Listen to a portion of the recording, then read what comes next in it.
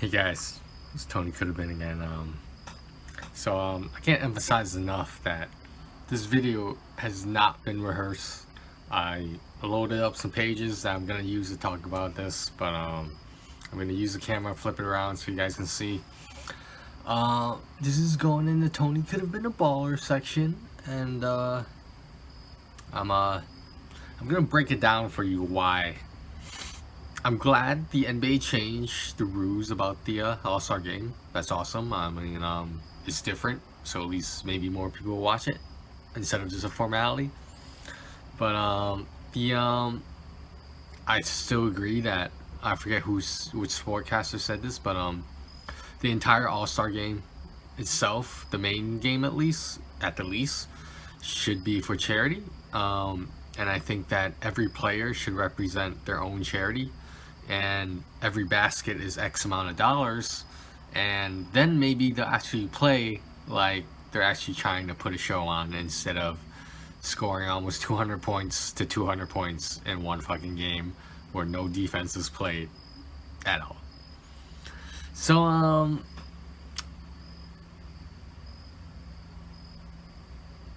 not sure where to begin. That was a long pause. I'm not sure where to begin because I think so we're all familiar with, well, most of us, the bracket system in terms of the NBA, the current NBA, how it goes. Yes, there are divisions, but you know those don't really matter. Unlike in football, so I hear. There's conferences. So you have the West and the East, and the top 8 on each conference plays against each other until the conference finals, where the two winners of the East, the one winner of the West, the one winner of the East, face off each other in the NBA Finals. Now, I understand that system's been going for a long time. Maybe NBA doesn't want to change it. I don't know. But this is my argument as to why the NBA needs to no longer do conferences. No more top 8. Which the NBA needs to do, and I will convince you of this, and it will make perfect sense. You need to go top 16. Top 16 faces off on one. So very first round, we number 1 record against number 16 record. Then 2, 15, 3, 14, etc. Until the 2 teams remain, and that's your NBA Finals. Okay, I understand. Wow, Tony, that doesn't make any sense. That's crazy. You're talking crazy talk. But okay, so I'm gonna show you guys this right now. Okay, we're all familiar with this. This was the NBA playoffs, the postseason, along with the finals, and you know, of course, we all know who won. You know, just saying. But it was my man Curry. That's who won. So I'm gonna say okay, so we all know what happened in the playoffs, the postseason of 2016 or 2017 NBA playoffs. So now I just want to emphasize the rounds and the teams. So pay attention to who the top 8 in the West and the top 8 in the East are. So I don't know, can you guys see this? So basically, okay, so it went Golden State, Portland, Clippers, Utah, Houston, OKC, San Antonio, and Memphis on the West. On the East, you had Boston, Chicago, Washington, Atlanta, Toronto, Milwaukee, Cleveland, and Indiana. Okay, like, that's great and all. Yeah, okay, so now, everyone is aware of that. So now, what I'm gonna show you right now is, bear with me while I change my little screen here. So, you know, you can check this video later, Google, you know, the bracket yourself if you couldn't follow. The top 8 teams in the West, by record, only the top 8 in the West will make the top 8 in the playoffs. That's how it works. There's 30 teams, and there's 16 teams that take place in the playoffs. 8 from the East and 8 from the West. So, there's more teams that make the postseason than the other records for the teams that don't make the postseason, which makes no fucking sense to me. At the least, it should be 32 teams total instead of 30. I understand that, like, you know, 30's been going around a long time. You know, they don't want to oversaturate the market, blah blah blah, all that business and bullshit talk, you know, corruption. But anyway, just like a fucking boxing match. Anyway, so So here's what's going on here.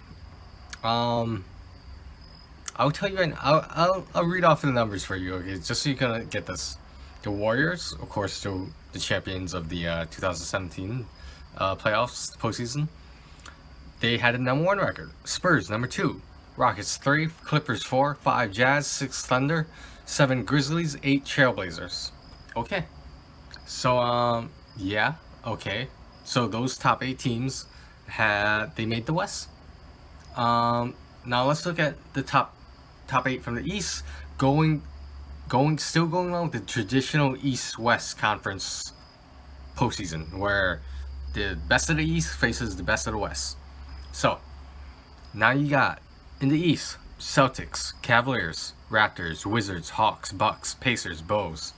Okay, now I want you guys to understand something here. Hold on, I think I accidentally closed it. Just bear with me 1 second. I want you guys to remember those teams I mentioned to you. Okay, so now let's play a little elimination game here. So okay, so you got the top 8 from the West, top 8 from the East. Now I know what you're thinking. You're thinking like, you know, if you're not familiar with basketball that well, I encourage you to partake, because it's best, most popular sport in the world right now. Just saying, fastest growing sport in the world. Maybe not most popular, because soccer's got that, but fastest growing sport in the world. They play in China, they play in Albania, they play it in India. I mean, they play this fucking game everywhere. So I know what some people are thinking. They're thinking, oh, what if the top 9th team in the West beats out the top 8th team in the East? The number 8 team in the East not gonna make the playoffs. Is that fair? Okay, so we're talking about 2016 to 2017. I want to emphasize that here. Okay, so I want to show you something. Okay, hold on. Let me see if I could. Well, like I guess I can just explain. Actually, hold on. I'm gonna look this up. I'm gonna find a list of it. So you guys, hold on 1 second. I'm gonna just pause the video right now. Hey guys, back again. Sorry about that, but so anyway, from where I left off, I had to take my hood off because I'm getting so fucking heated about this. I don't understand why Adam Silver doesn't get his fucking rich ass silver spoon out his ass and make some changes to that day that make some goddamn sense. Anyway, so like I was saying, you got top 8 East, top 8 West. Now, some people might think that, you know, maybe because the West has so many better teams and better records, they'll outshine the records of the East. So this is just one example. Case in point, like, I know next season is going to be completely ridiculous, and like,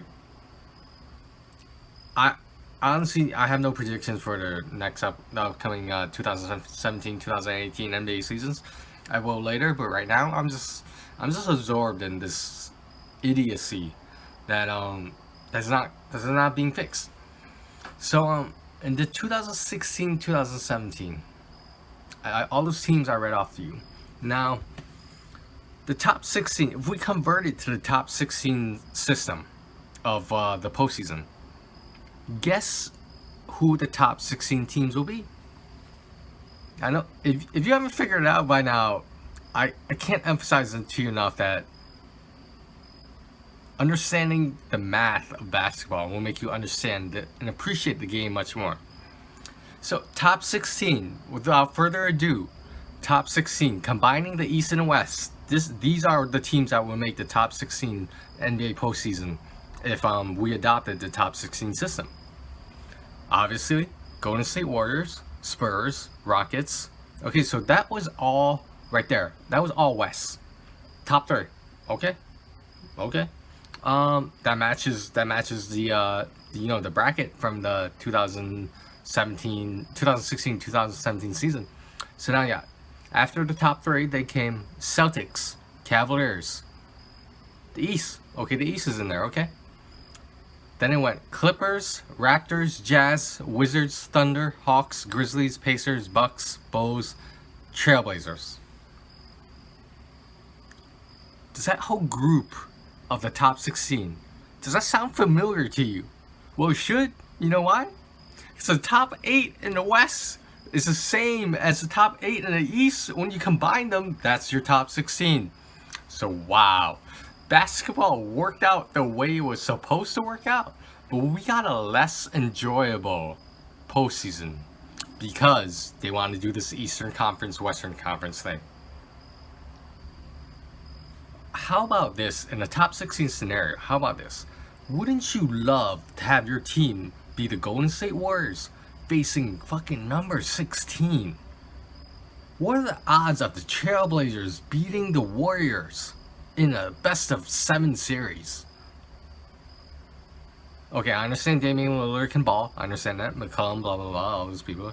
McCollum? Is he still on the Blazers? No, he's on the Raptors. I don't know, but, you know, the semantics. But, that's what I'm saying. The top 16 teams combined with the East and West are exactly the top 16 teams in the Eastern and Western top 8 traditional NBA postseason. So maybe if the number 1 record was that important, wouldn't it make the regular season that much more important? Wouldn't teams be more competitive? Of course, there's always going to be teams that just throw away the whole fucking season to get the number 1 draft pick. They claim they're not throwing the season. Maybe they're just playing shitty on purpose, I don't know. Or maybe it just happens to be an accident, they're so shitty. So explain to me why a top 16 layout is not going to work.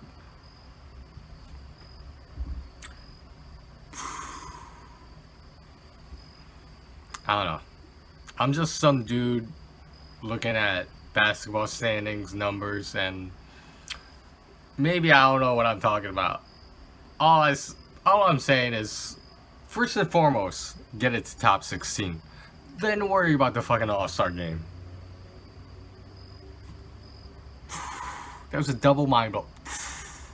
Double mind blow right now. With my 2 hemispheres of my brain just exploded at the same time. And it came outward, out of my ears, and it came out. Alright guys, that was my rant. Take it how you want to take it. Alright guys, I'll talk to you later.